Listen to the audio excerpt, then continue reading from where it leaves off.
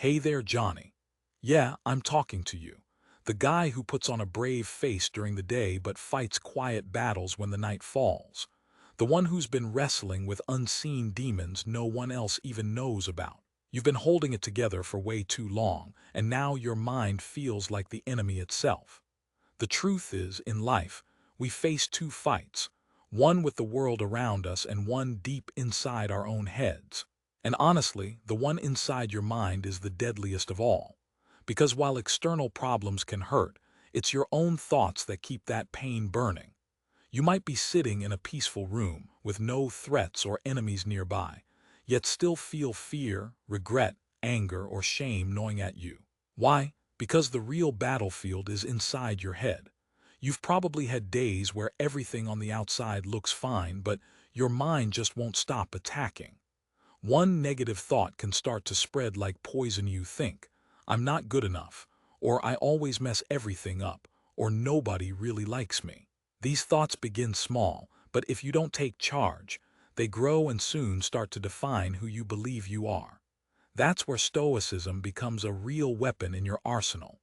Ancient thinkers like Marcus Aurelius, Epictetus, and Seneca thrived during times of hardship, wars, slavery, exile, betrayal, and they figured out something most of us miss today. You can't control what happens to you, but you always have control over how you choose to respond. As Marcus Aurelius put it in his Meditations, you have power over your mind, not the outside events. Once you understand this, you find strength you didn't know you had. Let that sink in for a moment. You don't need to be rich or perfect. You don't need to control everything around you. What really matters is learning how to respond, not react to whatever life throws your way. You are not your negative thoughts. You're the one observing them. And if you're the observer, that means you get to decide how long they stay before you let them go. This isn't about feeling good for 5 minutes or just scrolling through mindless distractions. No, this is for the warrior inside you, tired of carrying the weight of your own mind. This is for anyone exhausted by that voice inside always whispering, "You're not enough."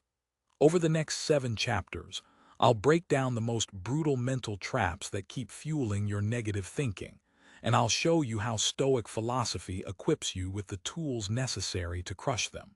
So don't just study this. If you crave peace, clarity, and inner strength, don't skip a single part because each section builds on the last. Before we start, I want you to drop this affirmation in the comments. I am stronger than my negative thoughts. And if this resonates, hit that like button, share it with someone you care about, and subscribe if you're serious about growing a resilient mind. Now let's start tackling those negative thoughts, one Stoic truth at a time. First up, you are not your thoughts. Let's get the most important truth straight from the beginning.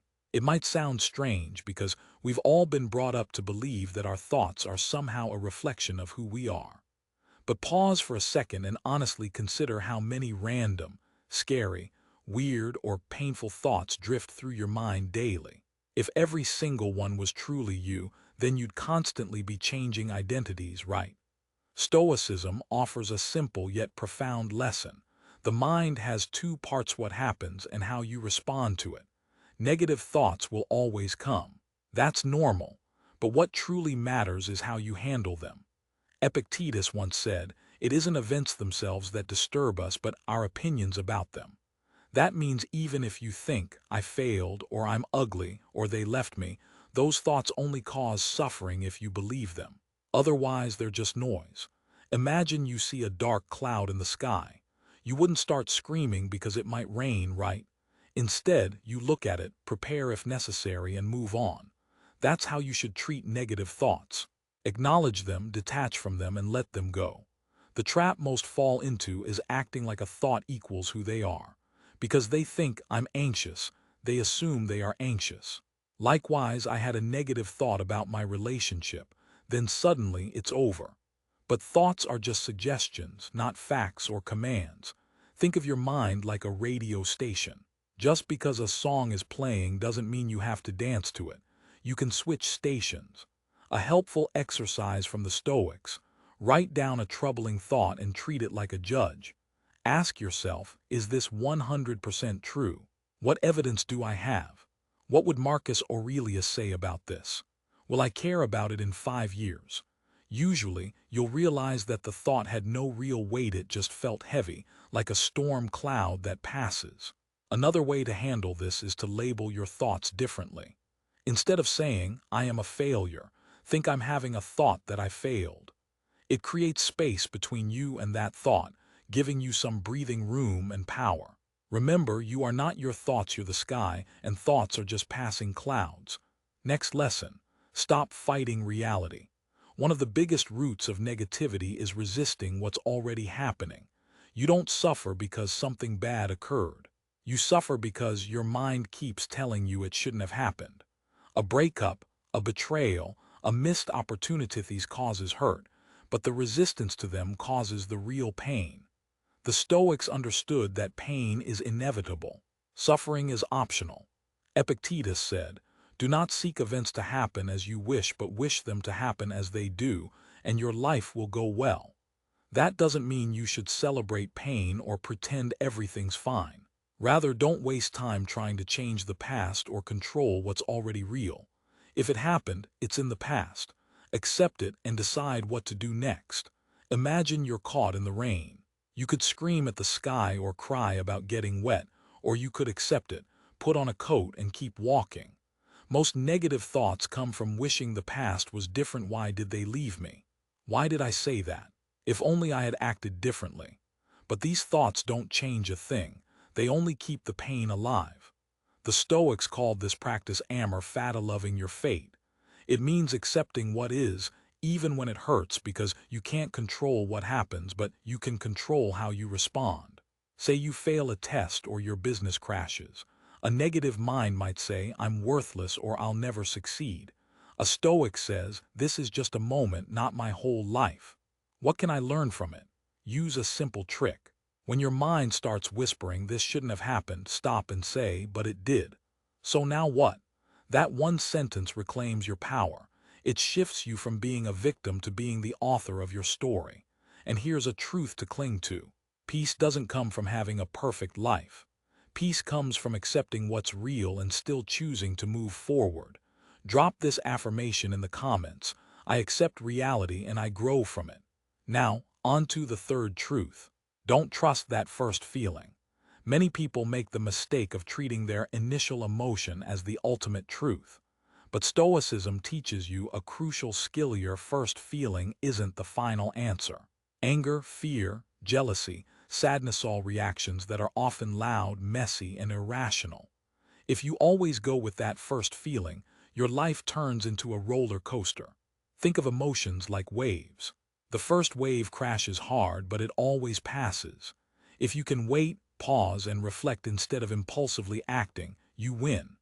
Marcus Aurelius, a Roman emperor who faced constant pressure, wrote this: keep an untroubled spirit. Look things in the face for what they are. Picture the ruler of the world reminding himself to stay calm and see beyond the immediate chaos. For example, imagine your friend ignores your message. Your first instinct might be, they don't care about me, but if you give yourself a little time, say an hour, you might find out they were busy, sick, or just forgot. Acting on that first surge of anger could ruin a good friendship. So practice this. When you feel a negative emotion, pause, name it, and delay the reaction. Say to yourself, I'm feeling anger, but that doesn't mean I need to act on it. I'm feeling fear, but that doesn't mean I'm in danger. I'm feeling jealous, but that doesn't make me less valuable. Emotions are signals, not directives. Another helpful technique: the view from above, where you mentally step back and see your problem from a distance, like you're looking at your life from space.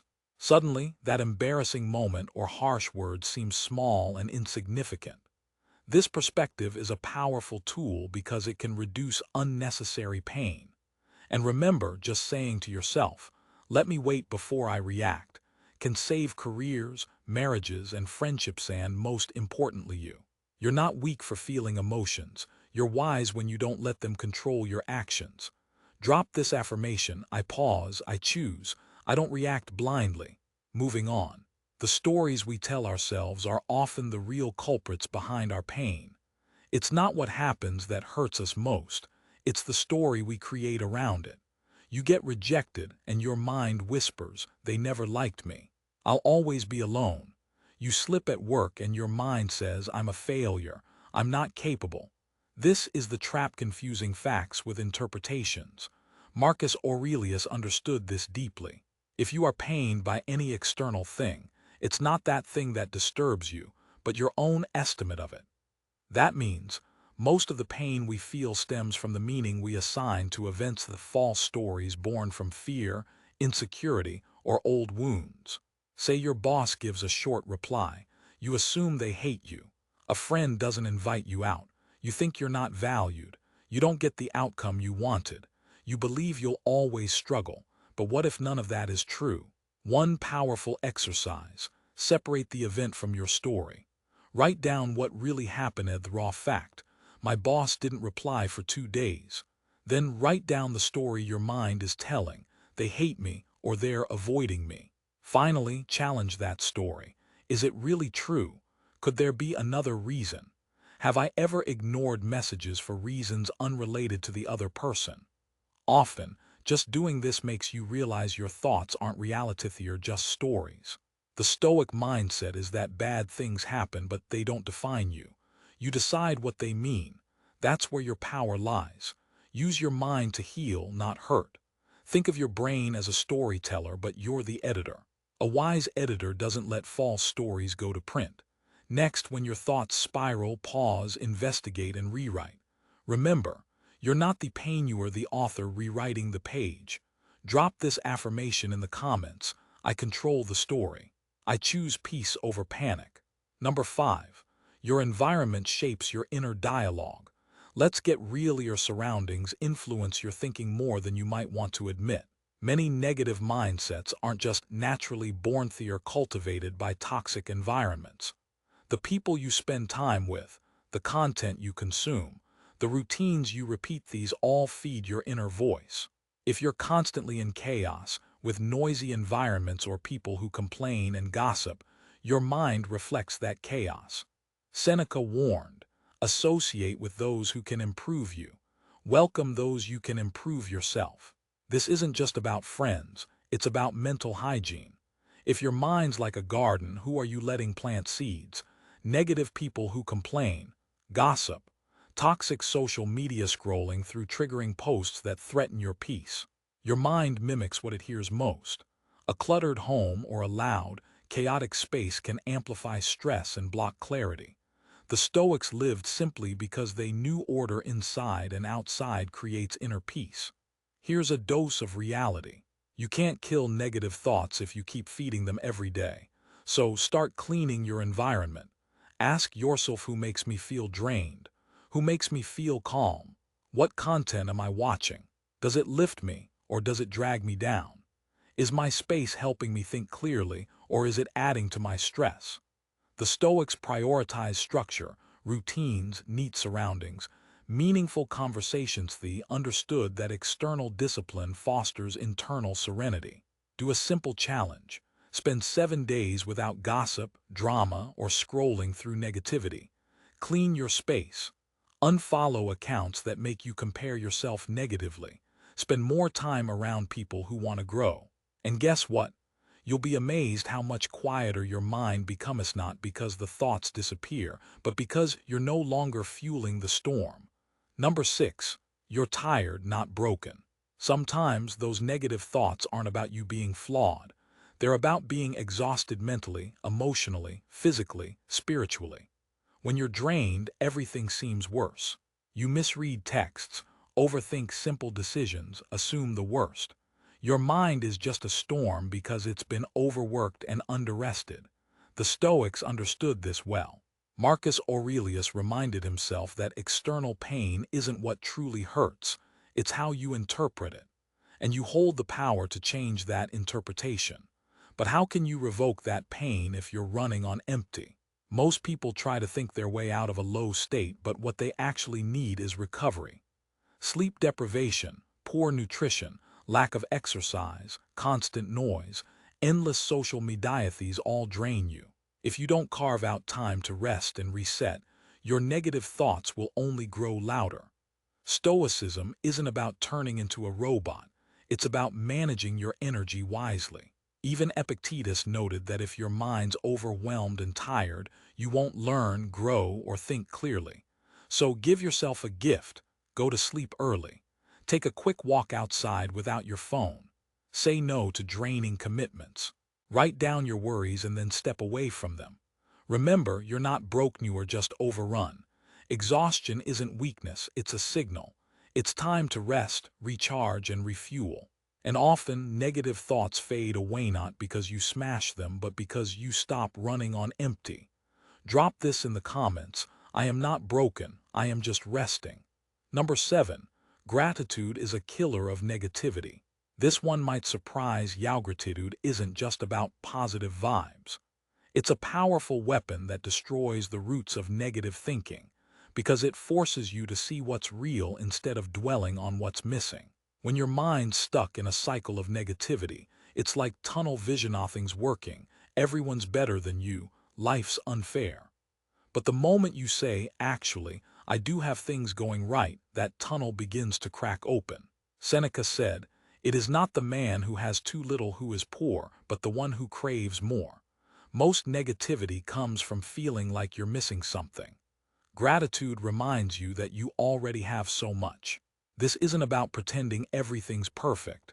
It's about shifting your perspective. Ask yourself in your lowest moments, what am I taking for granted right now?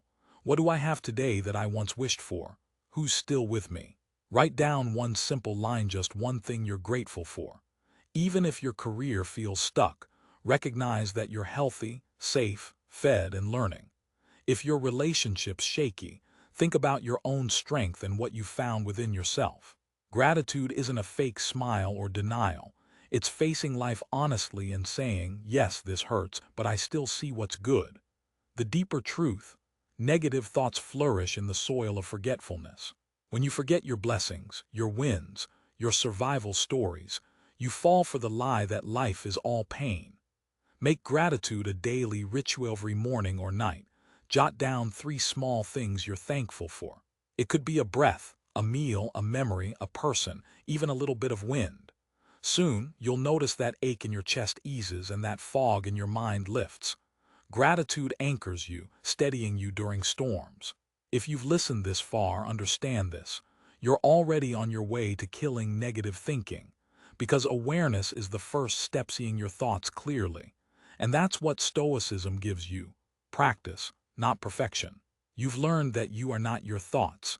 You are the observer. You don't always have to argue. You can accept, respond, and grow. Your first emotion isn't always the truth. Pause, reflect, and choose. The stories you tell yourself, rewrite them. Your environment influences your mind. Clean it up. Feeling exhausted doesn't mean you're broken, just that you need rest.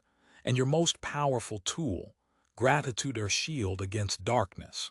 Marcus Aurelius faced loss and hardship few of us could imagine, and yet he wrote every day to strengthen his mind toward peace. You can do the same. Keep showing up silently, steadily.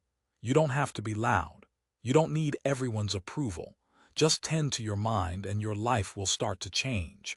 And if no one told you today, just remember, you're doing better than you think. Not because everything's perfect, but because you're aware. From that awareness flows everything: change, growth, peace.